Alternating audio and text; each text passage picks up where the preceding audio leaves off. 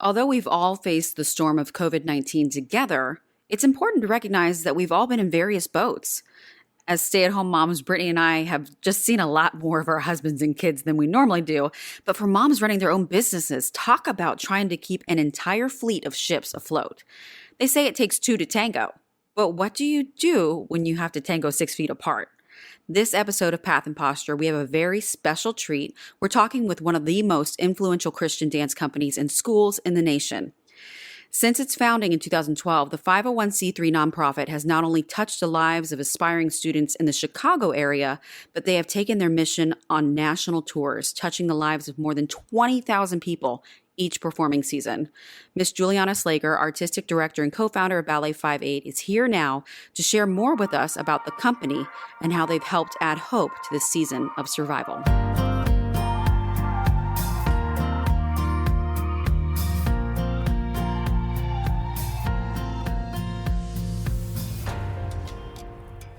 Hi, Julianna. Thank you so much for joining us. It's my pleasure. Thank you guys so much for having me on the podcast. Yeah. So, we're just curious about the dance company. Tell us a little bit about Ballet5, where the name comes from, how you guys all got started. So it was founded by myself and Amy Sanderson, who is one of my dearest friends. We actually danced professionally together pre-Ballet5. And so we've been friends for a long time and kind of walking this dichotomy of what does it mean to be an artist and to be an artist from this impulse or impetus of our faith. Mm-hmm. And so that's something that we had been trying to think through on our own and corporately. We actually both danced for Ballet Magnificat in Jackson, Mississippi, and that was where we met. And then God called me to Chicago. I was actually engaged to, at the time, a very young and adorable college student at Moody Bible Institute. And my husband, Jeremy, was kind of finishing up his degree, and we were in that phase of kind of like, okay, well, we want to get married, so we need to bring our lives together. So that's why I ended up in Chicago. And then Amy ended up coming with me, really just an act of faith. She was ready to move on from Ballet Magnificat, but she wasn't sure what her next steps were.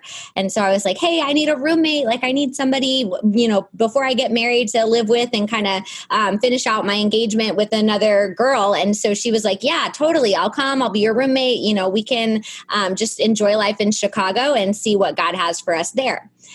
So that's how I got up to this area of the U.S. And then being here, I was just really impacted by the amount of artists that there are in the city and by the themes that they continually make work on. So every artist has a worldview, and I feel very strongly that whether you think you do or not, you're putting your worldview into your art, right? So for myself as a Christian, I'm bringing that part of me into my art, but anybody who's making art is bringing kind of those deeper philosophical questions and thoughts from their own hearts and spirits into what they're creating. And so as I looked around the dance landscape, I just started to notice that there was not a lot of dialogue in terms of different perspectives and different ideas on how art could be made.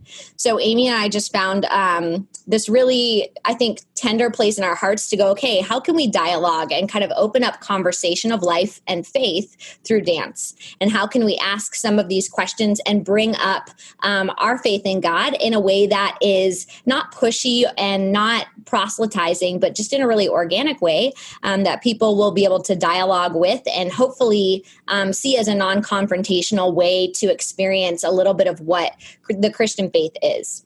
Mm-hmm. So that's kind of the idea behind it. And we actually were sitting at a Starbucks on the corner of Dearborn and Division in Chicago. And we were like, okay, if we're going to start this company, and in our minds, this was like 10 years away. So we were like, okay, if we're going to start this company, it's got to have a name, but we didn't want to be like, Redemption Ballet. We didn't want it to be like super overt. And so we were talking about, okay, what kind of a name would we want? So we settled on a verse that we both love. And the verse is from Romans 5:8. You guys probably have heard it before, but it says, but God demonstrates his own love for us in this, that while we were still sinners, Christ died for us. Mm-hmm. And that was just the impulse for us at the beginning of saying, hey, God reached out to us first. And so we want to use dance in a way that's going to reach out to others. They may not be looking for it. They may not be expecting it, but we want to demonstrate the love of God through this ballet company. So that's where the name came from. And yeah, that was all back in 2012. And we started the company much quicker than we had ever imagined. You know, we kind of had this far off dream in our minds, but I'm trying to think. I think it was about January of 2012 that God really started putting it in our hearts to go and to get started. But ironically, I was 8 months pregnant with my first son at this point.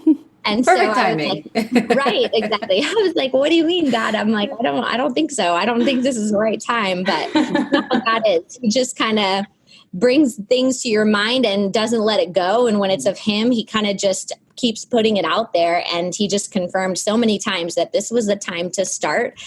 So we did our first casting call March of 2012, and we're incorporated as a nonprofit by May 2012.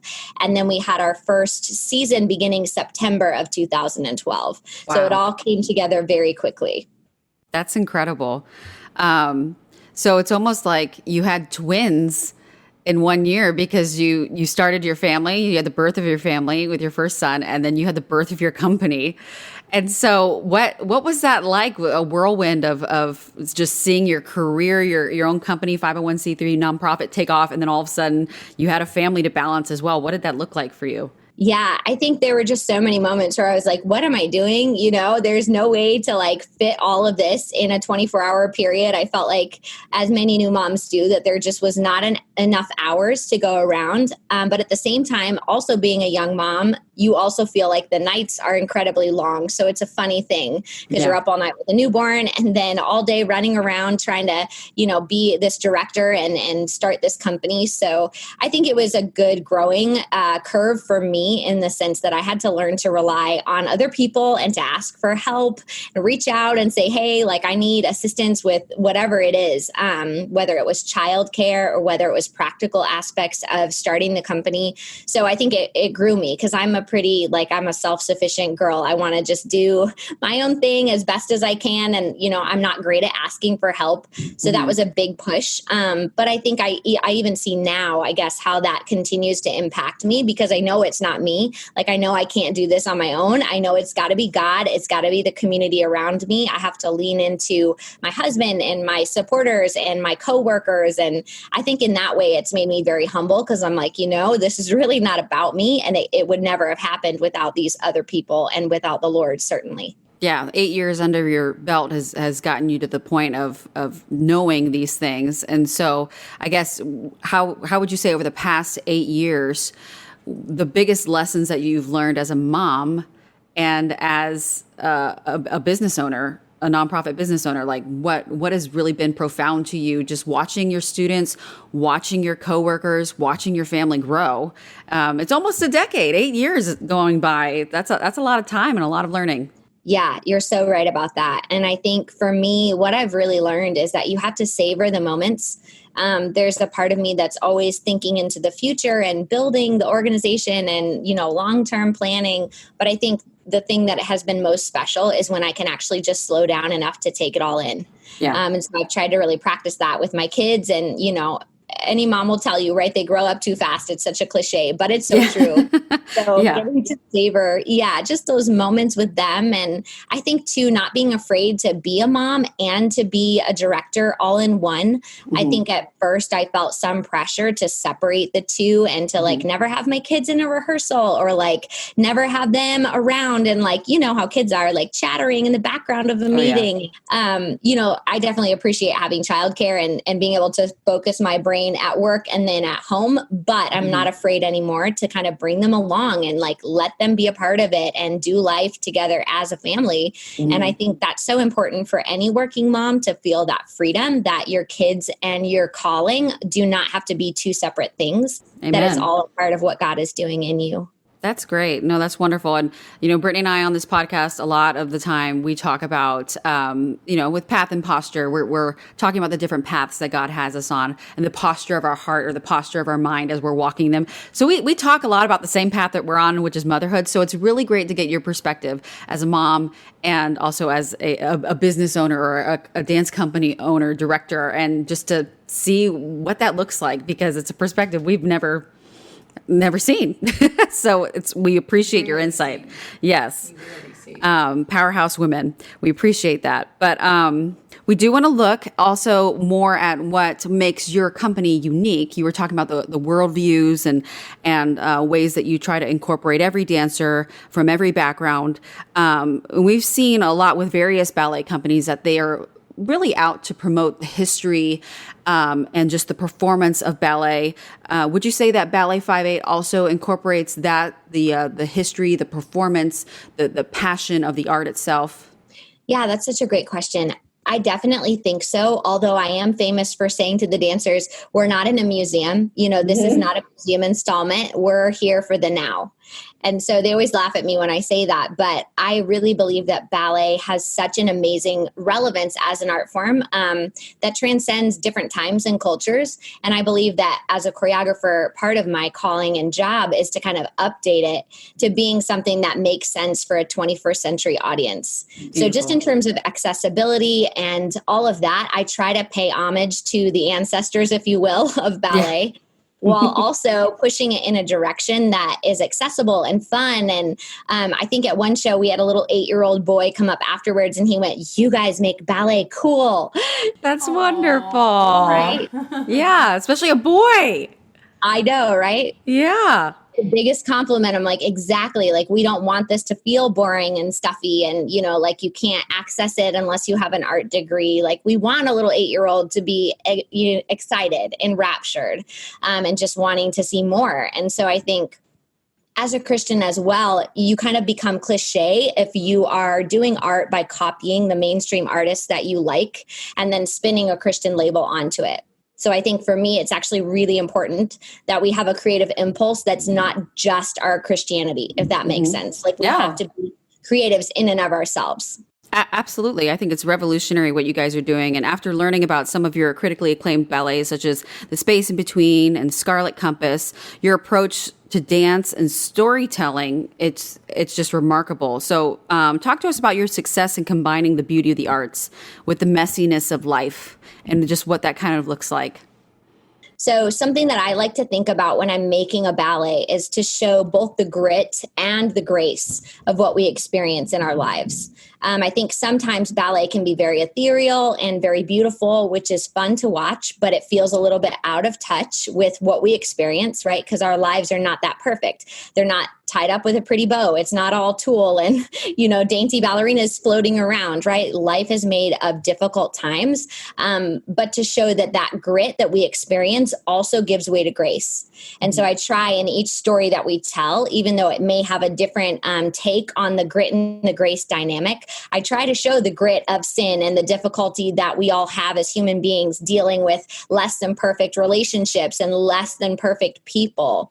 But then on the flip side to see, but there's still grace in that. There's still grace in those moments and there's a lot of beauty in that. And ultimately, I try to lead the audience toward a place of hope where they can see that, hey, we all have a little bit of a mess inside of us, but there is still hope through that. Yeah, that's wonderful. Just a message that everyone needs to hear. And your sphere of influence, you're Chicago-based, but, you also have taken the company national. So tell us about the importance of that decision and what that kind of looks like in the future for you guys. That one was so interesting because I actually didn't expect us to tour the way that we have. So when we first founded the company, we just thought, we're going to be in Chicago. It's a big enough city. Like this is enough of an audience base, I guess.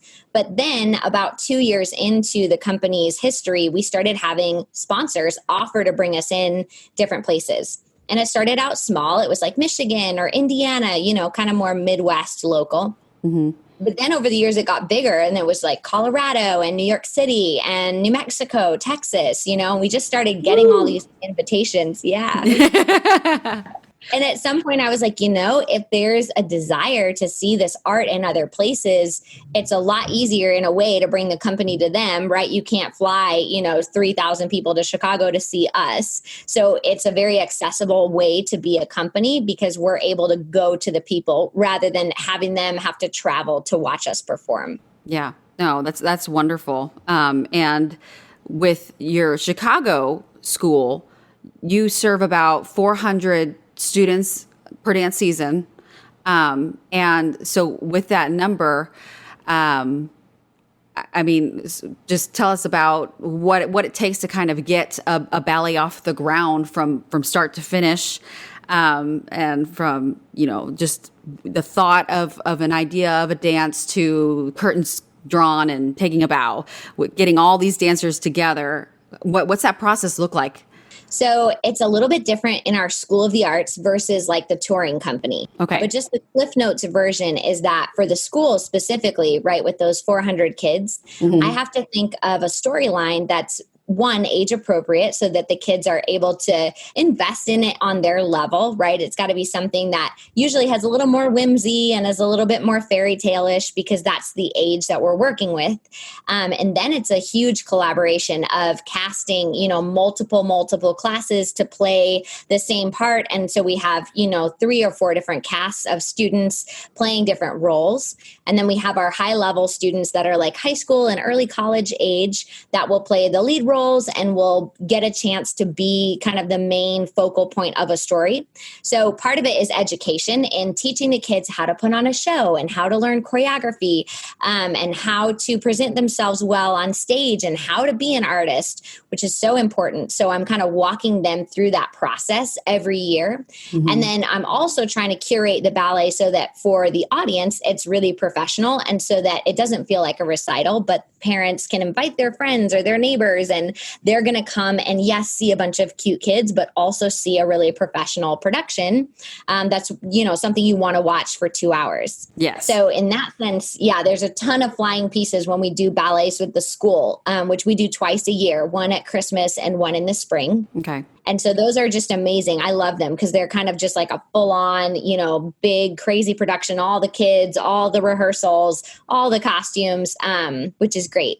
The touring company is a little bit smaller because the adults that are in the company, there are, I'm trying to think, 19 in the company this year, and then 10 trainees and 6 in our second company. So that's about 35 total. So for that, it's much more intimate. Putting that together, there's still a lot of pieces going. But what I like about that is that they have more experience, right? They're professionals, they're adults.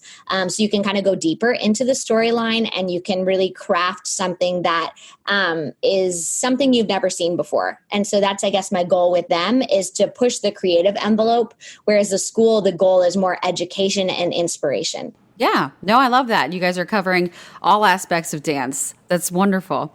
And on a more personal level, we've kind of touched on this a little bit. So a theme that's been popping up on our podcast a lot recently, and one that we just are wondering how that's been for the dance company, is COVID-19. So these past months, we've talked about how the virus has affected families, but with Ballet5, how has it affected dancing? How has it affected you guys? Yeah, such a good question. It has been something that we've been kind of battling with, for lack of a better word, for the past 6 months, just in terms of trying to figure out what is the next thing to do.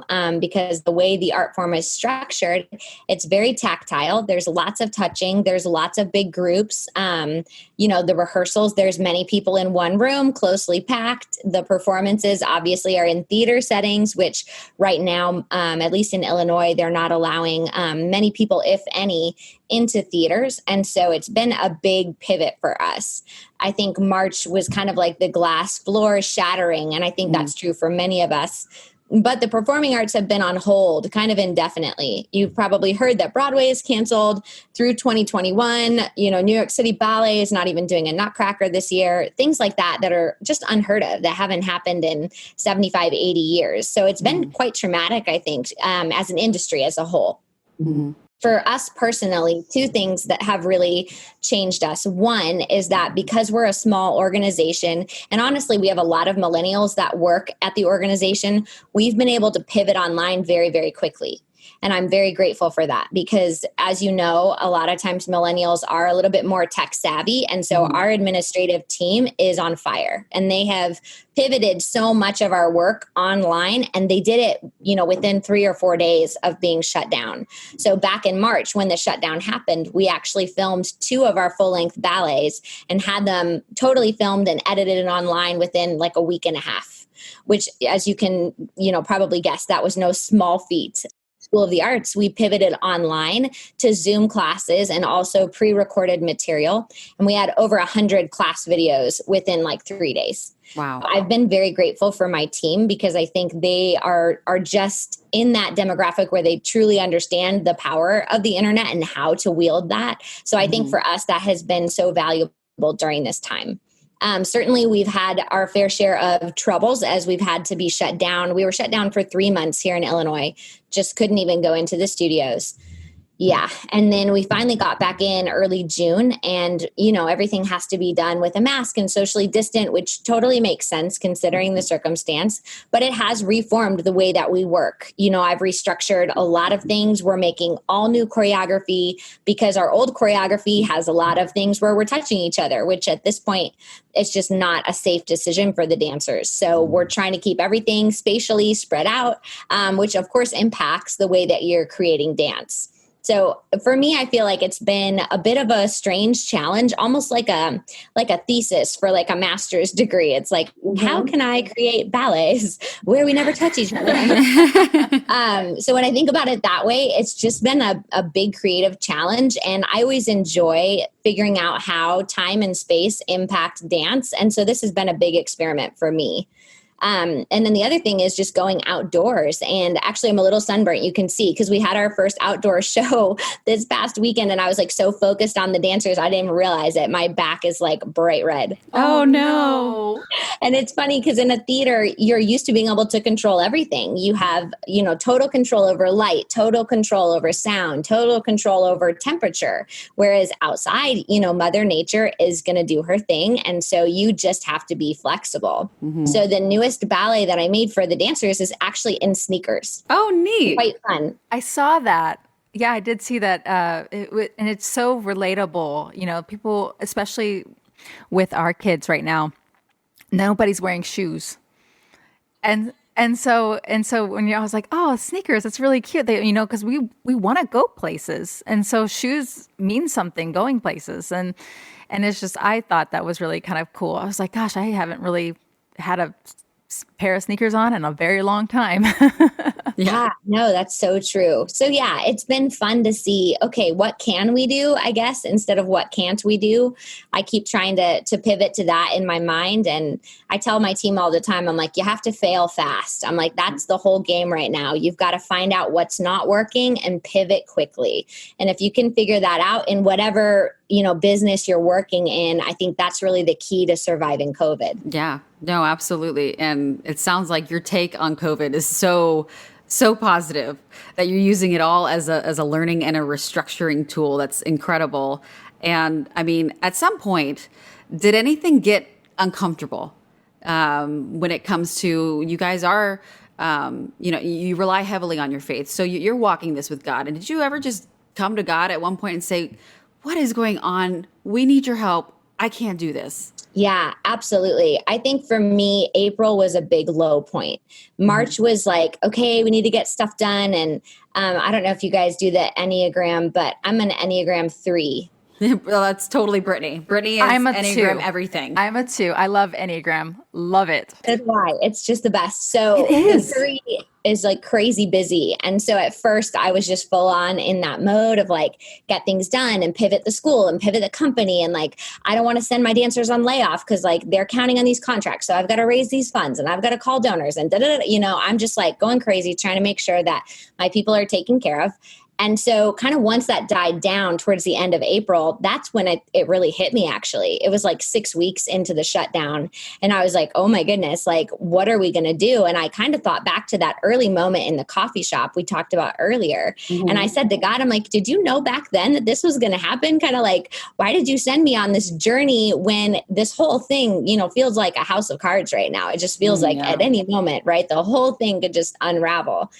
And he was so faithful in that moment to just be like, you know what? I did know that. I did know that all those years ago and I sent you anyway. And that was such an encouragement to me of just like, yeah, you did know at that time where we were going to be. And this is not a surprise to you. It is to me, but you know, and I can trust in that. And I can trust that there's a way through this and that he's got a plan. And so that was a big turning point. And that's kind of the time where I started planning the outdoor shows. And like he started giving me ideas for the next set of ballets. And it's funny how surrender is so tied up with our actions. You know, if you're not surrendered, you kind of freeze because you're so afraid of what to do next. But once you surrender to God and you're just like, you know what, whether this thing, you know, goes gangbusters or whether it totally fails, I'm just surrendered to you in that. Whatever you want, I'm going to do it.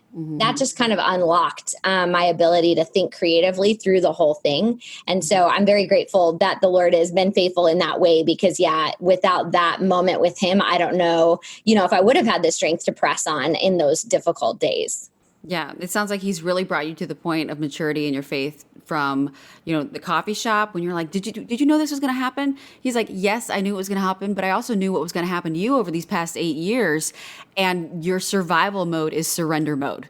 And he knows that about you. And he walked you through the whole thing. And here you guys are killing it. So that is awesome. And when it comes to your community, your friendships, did they also help play a role in the survival mode, the surrender mode? Was Amy there with you, praying the company through just everything that was going on with COVID? Yeah, no, absolutely. Amy and then Lauren Diaz, who's our managing director now, the three of us are kind of constantly praying for each other. And we're the leadership, the executive leadership team for Ballet5. And we actually did a 24-hour like prayer and fasting chain with the dancers and the staff and just everybody in the organization, really. And those moments have been so precious, you know, as much as in a way you're like, I wish COVID would never have happened, but then we would not have seen our community come together in this same way. And just the way that I've seen everybody pull together and trust the Lord together and pivot, you know, through long, long days and short nights, just to see everybody move together in that way has made us a stronger team. And I know going into this fall season, it's so palpable to see how much everybody is pulling for this to be a success.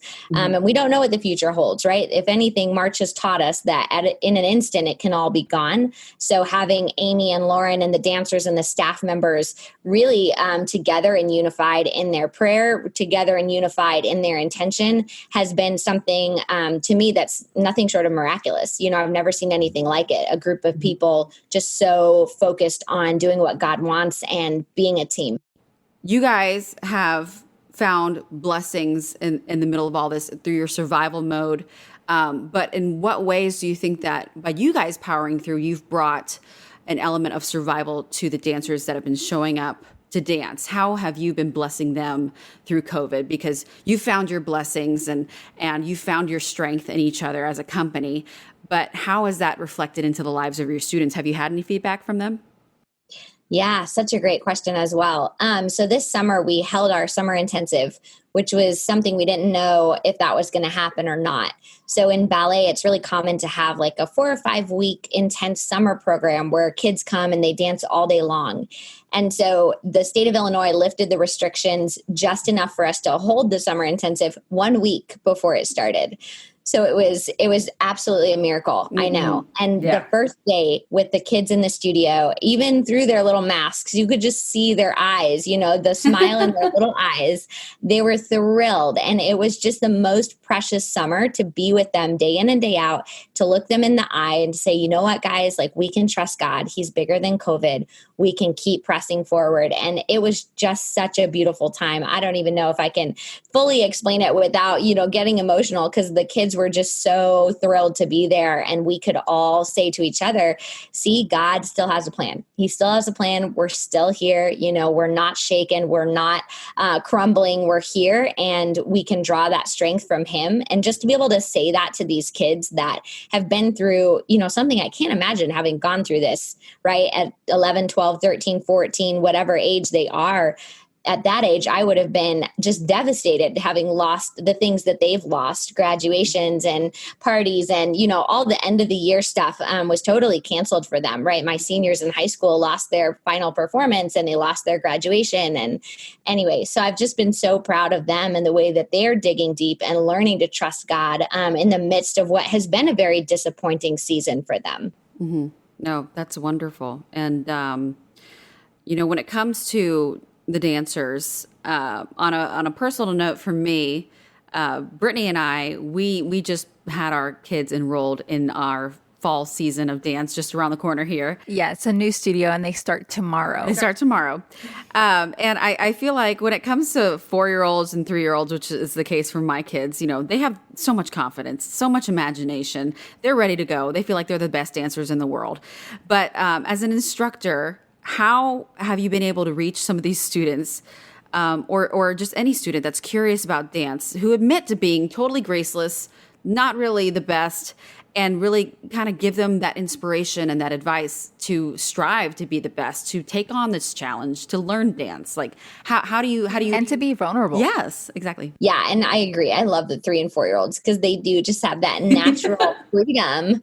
They're just free and they're just like dancing around the room. And I kind of, in my mind, I feel like we're always trying to get back to that, even as adults. It's like we're always trying to get back to that beautiful place that those little ones just find so organically when they're small.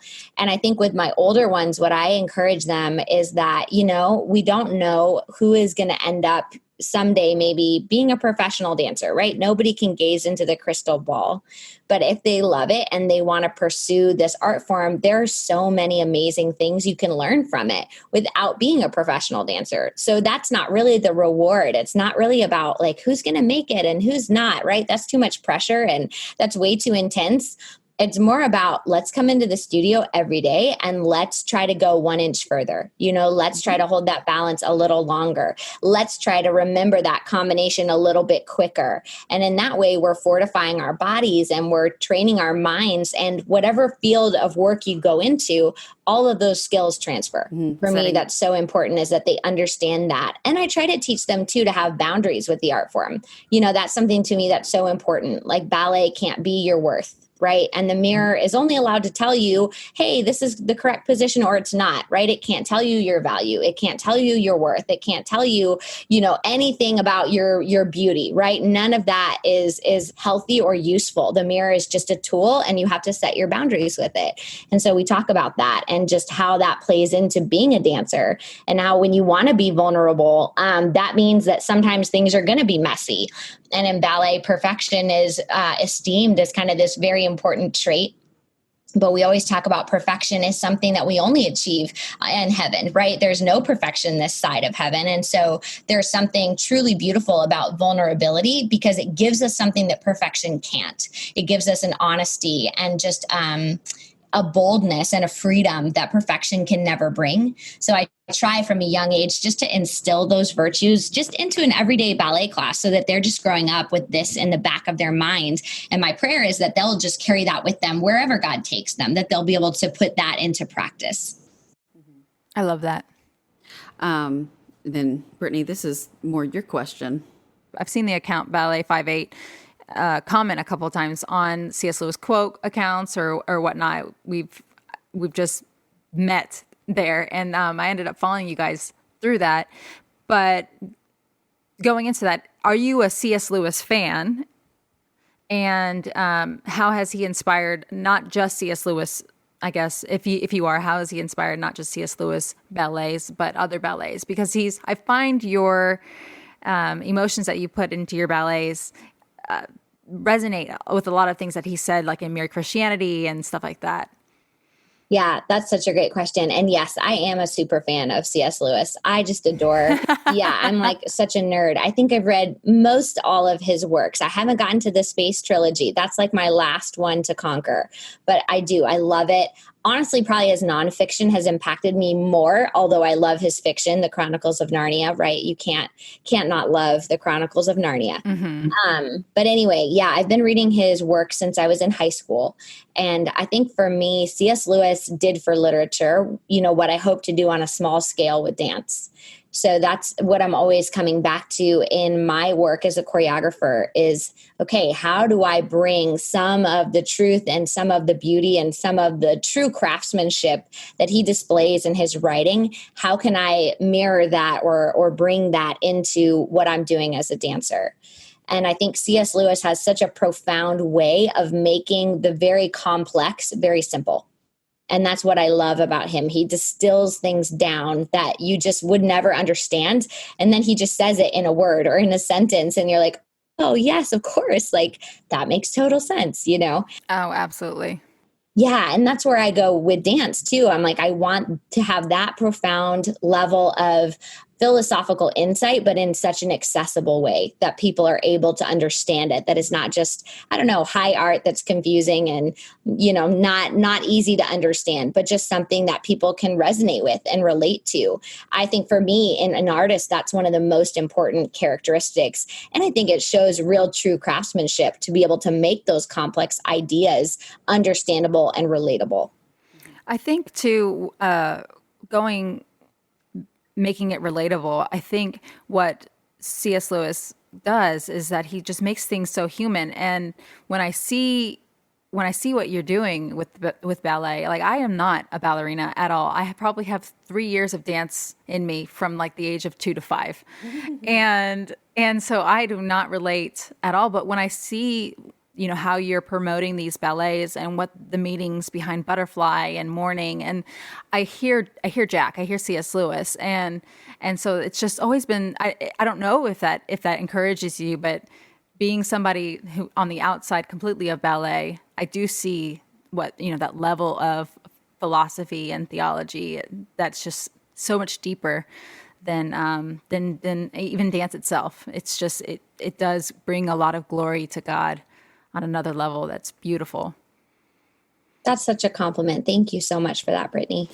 And so seeing that you guys have been successful with being relatable with, you know, the numbers of students that you've reached, the 20,000 a season with your school and with the tour and with the performances, with this success, where are you guys hoping to take it in the future? What's coming for you guys? And what can we do to help? Oh man, that's such a great question too. Okay, so long term, my hope is to create just a hub and almost a fountain, if you will, for Christians in the arts, where you can come in and be filled up, be trained, be given skills, and then sent back out. Because I see so much beauty in what we're doing at Ballet5, but it can only have a reach that's so far, if that makes sense. And I would love to see people that go through our trainee program or company, you know, move to, I don't know, California and start their own version of that so that this idea can spread. And so there can be more people who are really, truly pursuing Christ with their craftsmanship and who are truly being excellent and who are bringing their faith-based ideas into what they're doing in dance. So that's what I see for us long term. You know, the company itself, I would love to continue just to see it flourish and grow. We have, like I said, 19 dancers this year and 6 second company and 10 trainees. But long term, I would love to be able to have a ballet company of size and scale, you know, to where we can do really large work, something like American Ballet Theater or Joffrey, where you have a sizable corps de ballet and you're able to just tell works of big magnitude with the amount of people that you have. You're able to tell some really amazing stories. I have a ballet in my head about Harriet Tubman. I have a ballet in my head called Madman about the demon-possessed man from the Gospels. You know, I have a million of these ideas. And so I guess I just see us growing into that and having enough people and funding to facilitate some of these big works. I have another C.S. Lewis one from the Till We Have Faces book. Yes, I just read that. I was actually going to ask you if you've developed anything about that, because that is, I mean, that book itself is the reason why he ended up writing The Four Loves. I didn't know that. That's cool. Yeah. And so like, I'm on the outside of this. I need to get into Lewis. So I would just love to know the process regarding that one, because that has been my most recent one. So that one, especially with Until We Get Faces, She Wears a Veil. It was just a very interesting book to read during COVID because she covers her face. No, it's true. Absolutely. Yeah. And I think there's at least been some musing that his wife was somewhat involved in the writing of that. 100%. Yeah. Yeah. There's no way that he would have understood the woman that Oriole is without Joy. Yeah, I would love to do a ballet about Joy and Jack and how they met and tie that into Till We Have Faces and show some of the inspiration behind their relationship and how that actually ties into the book. So that's definitely on the horizons. And I look forward to the day where some of those works become a reality. I love that so much. I need to introduce you to the C.S. Lewis podcast. David and Matt, they're really awesome guys, and they bring people on all the time. So I'm going to make sure I pass your name to them. They would love to have you. Oh, that's so kind. Thank you. And we really appreciate you being on Path and Posture with us. If anyone wants to learn more about Ballet5 how can they find you? Yeah, you can find us online at ballet58.org. You can also find us on Instagram. It's just at Ballet58 or Facebook /Ballet58. And 58, it looks like the number 58. So it's 2 numbers. Okay. But yeah, we would love to hear from anybody who's interested in supporting the company. We've got a lot of online shows this year due to COVID, which is pretty cool because people can see our work from anywhere in the world. So definitely check it out. And hopefully sooner than later, we'll be back to touring to a theater near you. Wonderful. Well, thank you so much, Julianna. All the best to you guys and take care. Thank you so much, ladies. It's a pleasure. I really enjoyed it. When the world began shutting down due to COVID-19, people looked for inspiration. Stories of individuals who continue to find a way to dance, paint, play music on rooftops even during their isolated or socially distanced circumstances. It drew eyes from viewers all over the world. In the search for hope and reason to continue on, publications like The Four Loves from C.S. Lewis have helped to shed light. Lewis writes, "Friendship is unnecessary, like philosophy, like art, like the universe itself, for God did not need to create. It has no survival value. Rather, it is one of those things which gives value to survival." As we continue to restructure our lives around what seems to be an unending pandemic, let us not forget that the goal in life is not just to survive, but to seek out and to embrace those things that add value to our survival. Things like dance with Ballet5. After all, as author Vivian Green stated, life isn't about waiting for the storm to pass. It's about learning to dance in the rain.